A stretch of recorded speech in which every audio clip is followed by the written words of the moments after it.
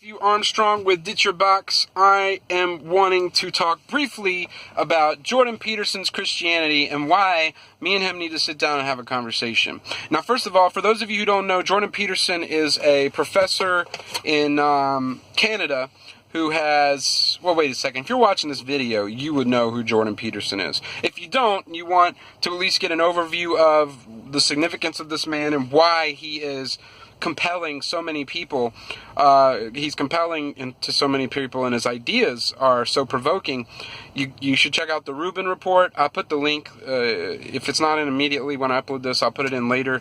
He goes over, it's a good cursory overview of a lot of his ideas and thoughts, and he's been one of the most best articulate advocates for free speech, and also why postmodernism and the consequences of it are so destructive to culture and everything that we've come to appreciate about Western civilization. Now, what I want to say briefly is that Jordan Peterson, your concept about if we let go or destroy or dissolve the foundational presuppositions of the value systems that come from a Christian worldview, that we're going to have chaos. I have to say, I think you're onto something. I think you're right, actually. But what I don't understand is how every time you've brought this up, every time you talk about it, from your experience with Nietzsche and Jung, and even your own perspective about what the foundational element of this Christian ethic is, you say it's the logos, you say it's to speak the truth, you say it's this unwavering truth at all cost. And I just have to say, it's shocking to me that I've never heard you in your conception of the Christian worldview talk about the agape. And that is the central aspect of Christianity, love it or hate it. It's this agape love thing.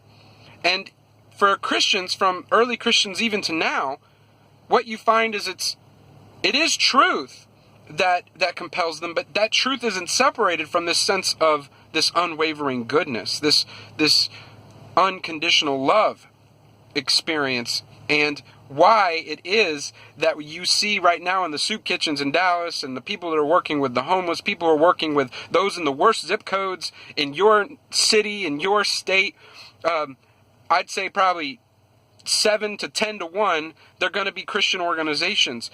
And that's not an accident. That's because their experience of the truth has motivated them to love God and love people. And it's so foundational to the Christian ethic that it's just strange to me that it's not even brought up by Jordan Peterson yet. So, for example, John 3:16, everybody knows. I mean, so much so, it's almost like we probably shouldn't say it because it doesn't mean anything to you. But that God so loved the world, He gave His only begotten Son. Whosoever believed in Him, you got it, right? It didn't say God so loved the truth, He gave His only begotten Son. So the early Christians claimed that we didn't first love God, but that God first loved us. And that God was this motivating, we could say in a more nuanced way that it's this generative force that's for our good, for this this coherence in our mind, in our action, in our behavior towards the good for both ourselves, for God, and for others. But you can't pretend for a minute that you could divorce that idea of the love of God. I mean, in the hierarchy of values, according to the Christian worldview, the pinnacle is love, to the point where the ultimate arbiter of values, God, is said to be identified with love, that God is love.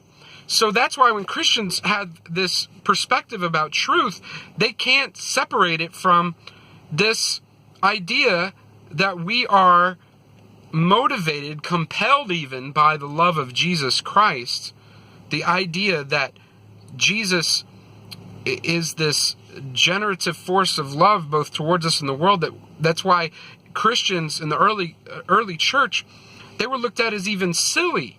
They were even called atheists because their conception was so different from the world around them.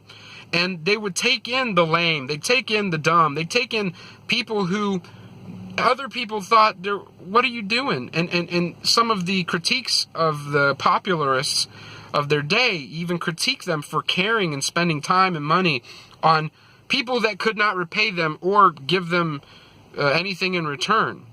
The reason why they did that was because of their conception of what the truth was and what it led them to do. Paul talked about how, the greatest what am I trying to say? The greatest formulation, the greatest idea for what is to show whether you are a child of God walking in the Spirit, whether you are, an embodiment of the hands and feet of Jesus in the world, was whether or not you loved. Not whether you had the right doctrine, not whether you had the right community, not whether you went to the right church or showed up on time, but whether or not you loved. And even many other great principles you might have. And I would say, according to the Christian worldview, even if you had an ethic of where you were just sold out to the truth no matter what, but yet you didn't love your brother and you didn't have love, according to the Christian worldview, you missed the boat big time. So I just find it interesting. Now, I got to be clear here. This sort of love that the Christian worldview is talking about isn't like what you tend to think of. It's not this mushy, gooey thing that isn't resilient or isn't able to stand up to oppression. In fact, it's quite the opposite. It'll go it'll go all the way to the point of even self-sacrifice for what is right, what is good, what is true. And there have been many people motivated by this love to do things in society and culture that put them directly in harm's way, that you'd have to say, are you crazy?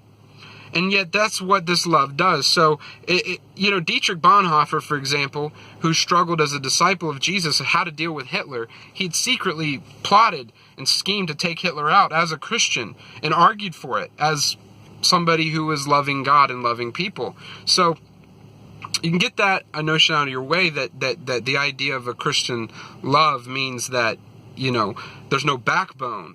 It's the kind of thing that will lead you to be able to speak truth to power, for sure. But you can't divorce the truth from this love thing in the Christian ethic. And yet I haven't heard a word about it from Jordan Peterson. So Jordan, let's chat about it. Let's talk about it. Let's talk about how it's actually this agape motivation to love God and love one another that has led to so many of the advancements. Even science itself, the thing that you point to of how, what are we doing science for? There is an ultimate good, and that ultimate good, it can't be, I think, identified, at least in the modern mind, as just equaling, well, because we want to know what's true in the factual sense. And I think Jordan definitely has a grasp of that. He explains that they're we do have a goal for even doing science, but many areas, from education to the care of the poor, to many of the advancements in health, all go back even to the abolishment of slavery. It was Christians at the forefront to abolish slavery that existed everywhere as a social norm in the world. And it's the most ironic to me is that the most progressive type of culture that you see being manufactured by the left was something that you found in the early Christian communities. And what am I talking about? I'm talking about these people, these radical, revolutionary believers who said that they were motivated by the love of Jesus. They claimed that there was no longer boundaries between genders and ethnicities, and that they were all one in unity with Christ. So there's neither Jew nor Greek nor bond nor free nor male or female, but all one in Christ.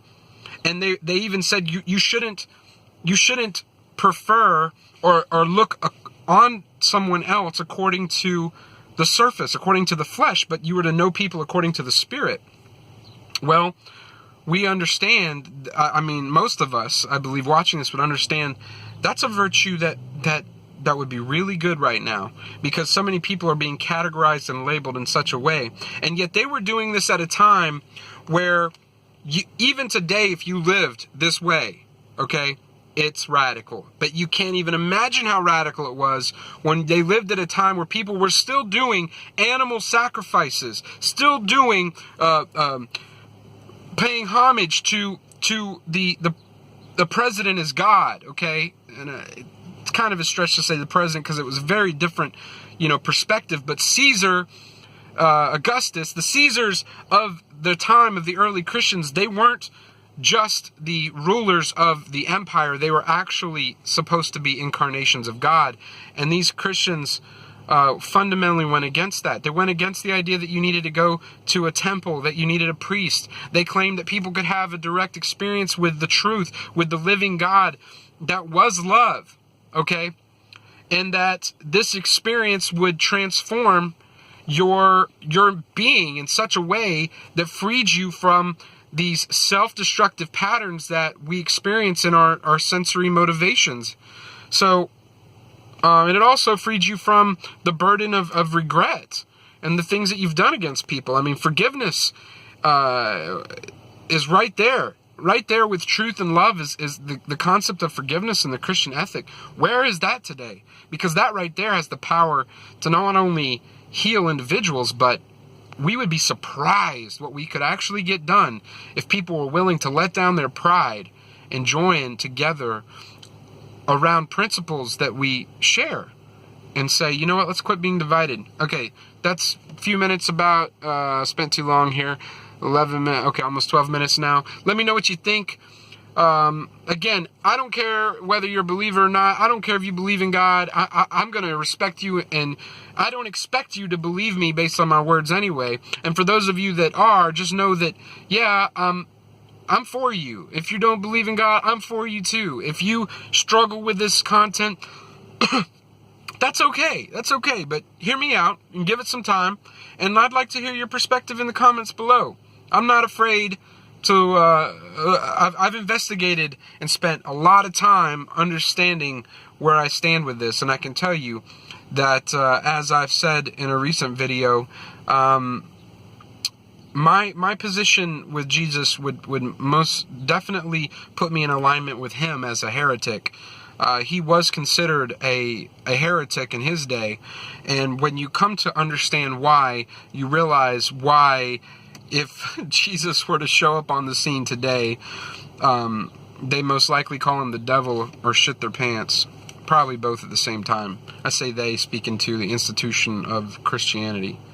So a lot of people are followers of Christianity without necessarily being disciples of Jesus.